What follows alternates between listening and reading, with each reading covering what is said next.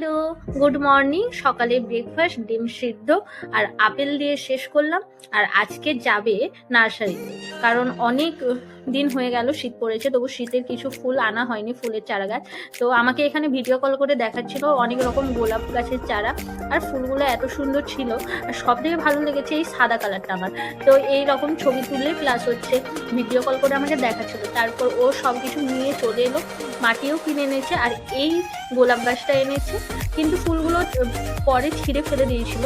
আর দেখো আমাদের এই যে লাকি ব্যাম্বু ট্রিটা মাটিতে লাগিয়েছে, আর এদিকে আমি রান্না করছি, কারণ আজকে পুরো রান্নাটাই আমাকেই করতে হবে। এখানে চিকেন কষা হয়ে গেছে, আমি একটু চিকেন কষা খেয়ে নিলাম। কে কে আমার মতো রান্না করতে করতে চিকেন কষা খেতে ভালোবাসো অবশ্যই বলবে। আজকে লাঞ্চে কি কি ছিল দেখে নাও। এখানে ভাত, লাল শাক সেদ্ধ, আর শিম ভাজা, করলা আলু ভাজা, আর চিকেন। যেহেতু চিকেন রান্না করলে আর সেরকম কিছুর প্রয়োজন হয় না, তাই খুব একটা সবজি আর করিনি। শাক সেদ্ধটাই আমাদের হয়ে যাবে। এখানে রসুন ভেজে অ্যাড করেছি। আর রাতের ডিনারে আজকে ছিল এই যে এত রকমের স্যালাড দেখতেই পাচ্ছ, আর রাগি আটার রুটি, আর যে চিকেনটা ছিল গরম করে নিয়েছি। এটা দিয়েই আজকে আমাদের ডিনার।